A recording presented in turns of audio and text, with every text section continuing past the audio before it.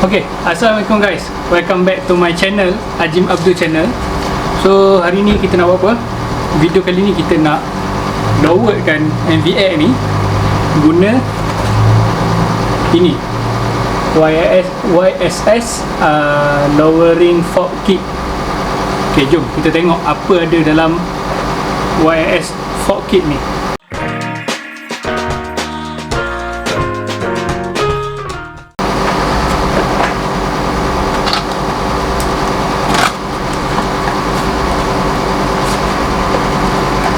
First, dia ada bagi ini top up spring yang dekat bawah sekali.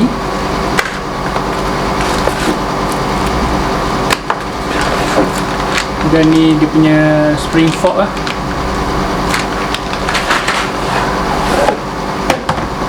Dengan minyak fork.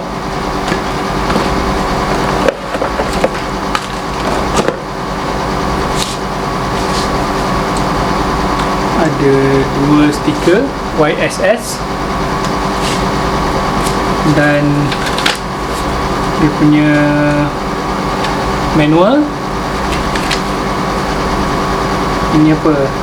Ini warranty card lah. Siap ada dia punya serial number produk lagi. Ok, jadi yang kita beli ni ori lah. Jadi jom kita start pasang. Kita tengok berapa beza ketinggian NVX ni sebelum kita buat dengan selepas kita buat.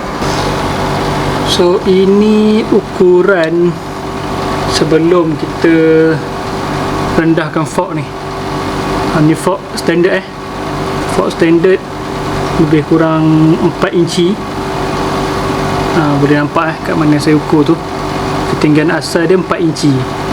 So jom kita tengok lepas kita dah buat tukar spring guna spring YSS, berapa banyak dia akan turun. Kalau ikut review kebanyakannya bagi tahu dia akan turun dalam 2 inci. Okey, sama-sama kita tengok lepas ni apa result dia.